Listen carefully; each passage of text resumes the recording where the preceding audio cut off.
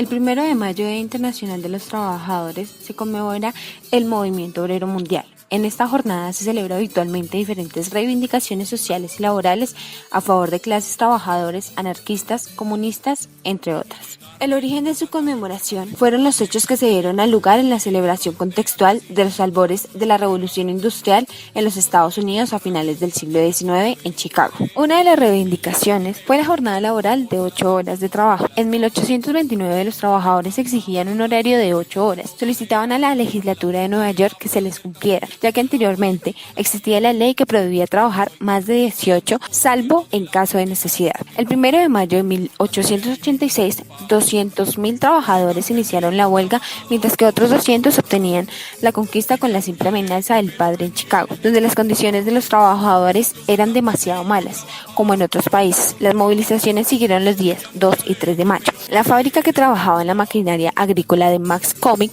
que estaba en huelga desde el 16 de febrero porque querían descontar la producción a los obreros para una construcción de una iglesia. Al ver lo que estaba pasando, el periodista Adolf Fischer redactó para su periódico una convocación para un acto de protesta al día siguiente. Esta se llamó la Revuelta de High Market, donde se concentraron en esta plaza más de 20.000 personas, que fueron reprimidas por 180 policías armados con un artefacto explosivo que estalló entre los policías, produciendo una muerte y varios heridos. La policía abrió fuego contra la multitud, matando e hiriendo un número desconocido de obreros. Se declaró el estado del sitio y el toque de queda, teniendo centenares de trabajadores que fueron golpeados y torturados, acusados por asesinato a policías. El día 2, la policía agredió violentamente en una manifestación de más de 50.000 personas. El día 3, se celebraba una concentración enfrente de las puertas del Tribunal Anarquista de Agustina, cuando la sirena de salida en turno en Rompen Rocas. Los concentrados y se lanzaron sobre los amarillos, comenzando una pelea campal. Una compañía de policías sin aviso alguno disparó a quemarropa sobre la gente, produciendo 6 muertos y varias decenas de heridos.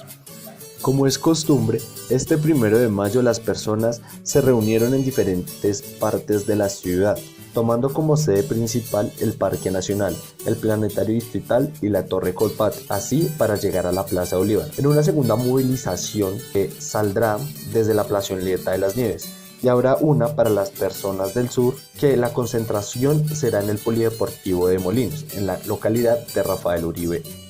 La manifestación de Usme, Bosa y Kennedy se unirán en este sector. También habrá una concentración en la calle 85 con carrera 15 de ciudadanos venezolanos.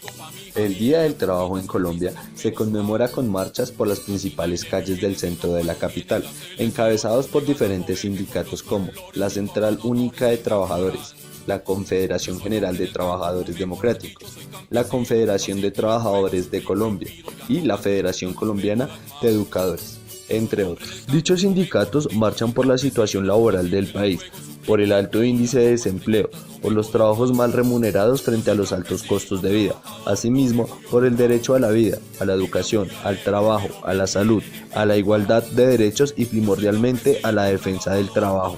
Con el transcurrir del tiempo, las luchas de los trabajadores en el mundo han aumentado, encaminándose por la defensa de los derechos fundamentales, a exigir mejores condiciones de vida y de trabajo, al alcance de los cambios de trascendencia en lo político, social, cultural y económico, que incidan en la construcción de otro mundo posible. Y en el transcurso de esta marcha, Valerio Velázquez tuvo la oportunidad de hablar con algunos líderes, y esto fue lo que le dijeron. Hola, muy buenas tardes a todos. Hoy me encuentro con William Melandia. Estamos en la marcha del 1 de mayo que se celebra en la Plaza de Bolívar. William Melandia, ¿cuál es el fin con el que ustedes asisten a este tipo de marchas? Primero es el 1 de mayo, el Día Internacional de la Clase Obrera, de la clase trabajadora, y los maestros nos identificamos con la clase obrera, con la clase trabajadora del mundo, no solo de Colombia y Latinoamérica, sino del mundo. ¿Cuál es el proceso de educación que generan ustedes a través de las marchas? Generar conciencia. O sea, nosotros tenemos el aula por naturaleza para formar integralmente pensamiento crítico, no para adoctrinar como dicen algunos iletrados que tenemos en el Congreso de la República. Pero este ejemplo es en ese contexto de que profesionales de la educación participamos de ese proceso de sensibilización hacia la sociedad en la demanda de que constituyamos una gran movilización nacional para posicionar a los ciudadanos colombianos en su conjunto como ciudadanos sujetos de derecho.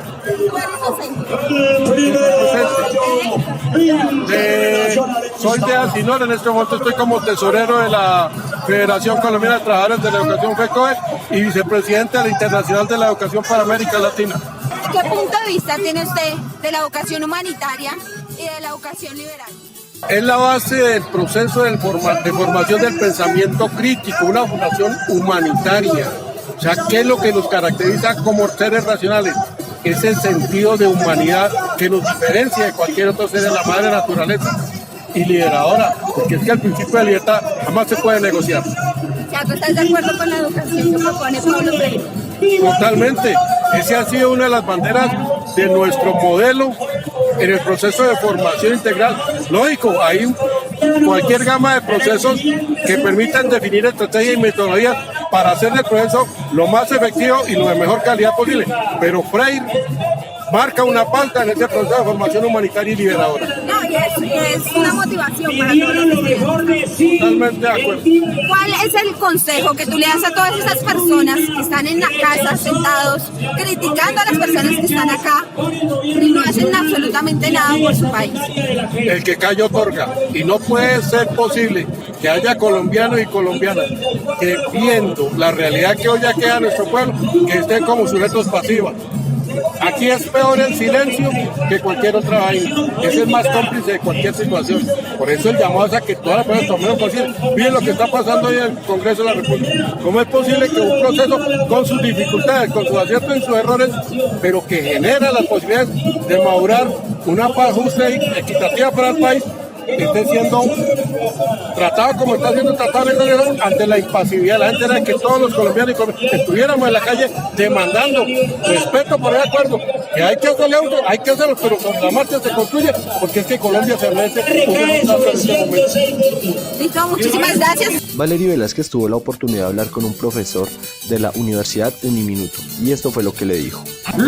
Hola, ¿qué tal a todos? Muy buenas tardes. El día de hoy me encuentro con el profesor Ildefonso de la Universidad Minuto de Dios, quien es un asistente en la marcha del Día del Trabajo. Profesor Ildefonso, ¿cuál es el fin con el que ustedes asisten a este tipo de marchas? Bueno, los profesores y trabajadores de la Universidad Minuto de Dios, que pertenecemos al Sindicato de Trabajadores Centro Uniminuto, participamos de este tipo de ejercicios porque consideramos que hay que hacerse escuchar, hay que estar en este tipo de congregaciones para manifestar también las necesidades que tenemos como trabajadores y como profesores, porque en Colombia hay una deuda histórica con los trabajadores. Las condiciones laborales actuales no son las mejores, son paupérrimas. Hablando ya en el plano de la educación, los trabajadores de la educación están en condiciones indignas, profesores con contratos a 4 meses, profesores que no tienen estabilidad laboral. Entonces, quienes educamos, exigimos que también tengamos unas condiciones mínimas para poder educar a los jóvenes de este país. ¿Cuál es el proceso de educación que generan ustedes a través de las marchas? Bueno, la marcha implica educar primero sobre la solidaridad. No podemos seguir siendo indiferentes frente a las necesidades y a las injusticias que ocurren en este país.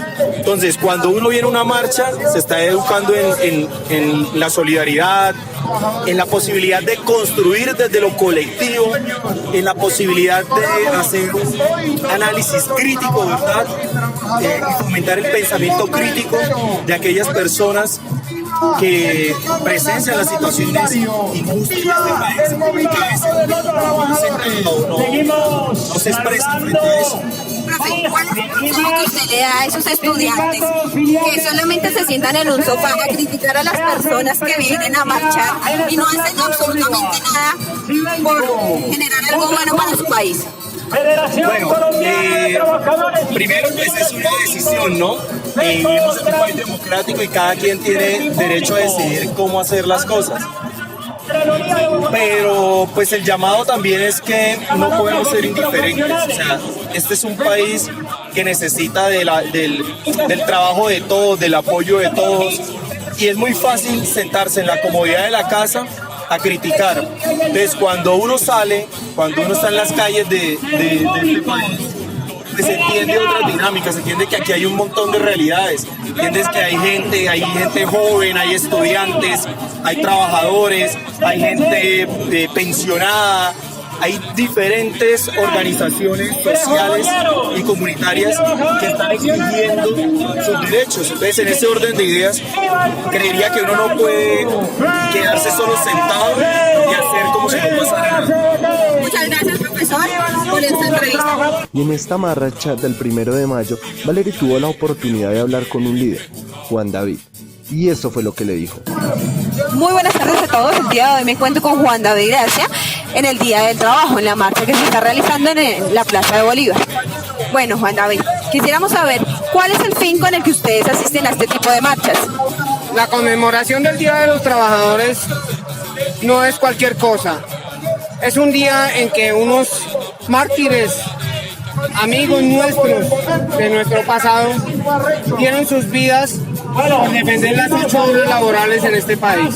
Esa es la razón por la que nosotros venimos a defender esas 8 horas de país, para defender que no se vuelva la esclavitud en este país. Queremos enseñarle a la juventud de que los sindicatos en Colombia y las marchas sociales en Colombia sirven para hacer defender los derechos de los trabajadores. Hoy en día tenemos demasiados trabajadores que no saben ni a qué tienen derecho. Estas marchas nos ayudan a enseñarles a ellos que tienen unos derechos y que hay que defenderlos.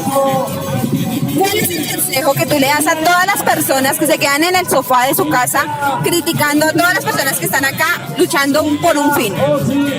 El consejo que yo les doy es que salgan a las calles, porque esas personas que se quedan viendo televisión o un partido de fútbol en la casa no saben que van a tener algún día, o si no los tienen ya, unos hijos que van a ser trabajadores de alguna de las empresas de Colombia, sean jefes o solamente simples trabajadores.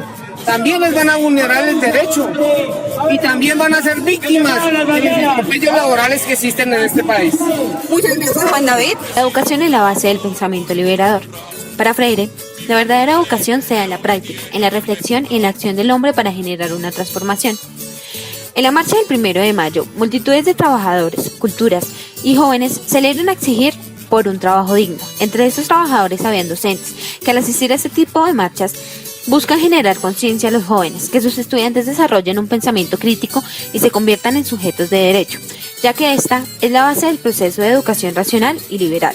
Como bandera de educación, los docentes y jóvenes exponen a Paulo Freire, quien ha sido un modelo de proceso de formación más efectivo, con la metodología humanitaria y liberadora. Claro que sí, Valery. Y es así como la lucha continúa, y los trabajadores saben que la mejor manera para que el gobierno los escuche es salir a marchar. Al igual que estas marchas, la educación cumple un papel muy fundamental en nuestra sociedad, ya que ésta hace libre a la persona, la vuelve crítica y pensante. Es por esto que el papel de Freire fue muy importante, ya que este hombre cambió de gran manera la forma de educar. Esperamos que esta pequeña pero sustanciosa mirada por la historia de los trabajadores haya despertado esas ganas en usted, de salir a las calles a marchar y a luchar por sus derechos. Esto fue todo por el día de hoy. Muchas gracias. Campesino, trabajador, pobre y muy